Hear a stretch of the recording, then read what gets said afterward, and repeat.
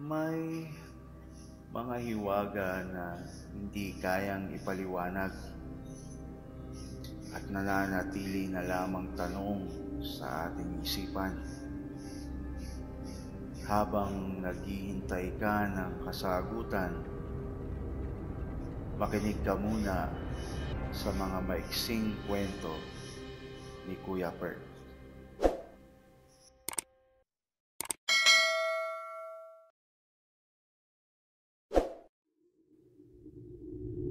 Si Lila at ang kanyang sumpa.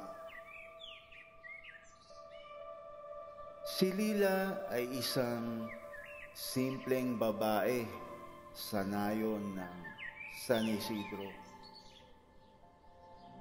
Mahal na mahal niya ang kanyang anak na si Tomas at ang kanyang asawa na si Danilo.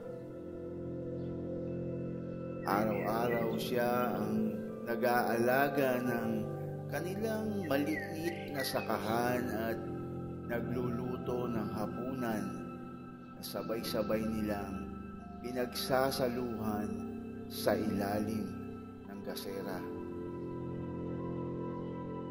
Ngunit isang gabi, nagsimulang magbago ang lahat. Nang sumapit ang kabilugan ng buwan, nagising si Lila sa kakaibang sakit sa kanyang tiyan. Parang may apoy na gumagapang sa kanyang mga laman. Bumangon siya, nanginginig at bago niya namalayan, nahati ang kanyang katawan mula baywang pataas. Lumipad siya palabas ng kanilang kubo, dala ang pakpak na tila sa isang malaking paniki. Nang nakauwi siya ng madaling araw, duguan ang kanyang mga labi. Hindi niya alam kung anong nangyari hanggang sa unti-unti niyang naaalala. Nakakita siya ng isang buntis na nayon at halos hindi niya napigilang lapitan ito. Nang sumunod na araw, umiiyak si Lila habang yakap ang natutulog na si Tomas. Hindi ko sila kayang saktan, bulong niya. Hindi ko kayang saktan ng mga inosente.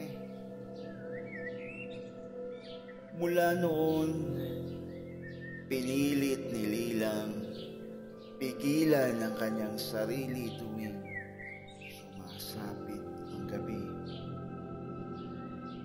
Tinatali niya ang sarili sa ilalim ng kanilang bahay at inilalagay sa paligid niya ang bawang at asin. Nagdarasal siya, umiinom ng mga inumin ng mga albularyo, umahanap sa bundok ng mga matatandang manggagamot. Narinig niya ang balita tungkol sa isang mahiwagang puno sa gitna ng gubat.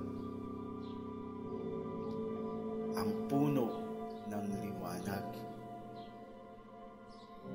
na sinasabing may kakayahang magpagaling sa mga nilalang na nilamon ng dilim. Ngunit panganib ang paglalakbay. Maraming halimaw ang nagbabantay sa daan. Dala ang pagmamahal niya sa kanyang anak at asawa. Nagsimula si Lila sa paglalakbay. Kahit humihina siya bawat gabi sa gutom at labanan sa sarili, hindi siya sumuko. Alam niya, isang pagkakamali lang at magiging ganap siyang halimaw. Ngunit hindi niya ito papayagan. Para kay Tomas, para kay Danilo, para sa pagmamahal na ayaw niyang lamunin ng dilim.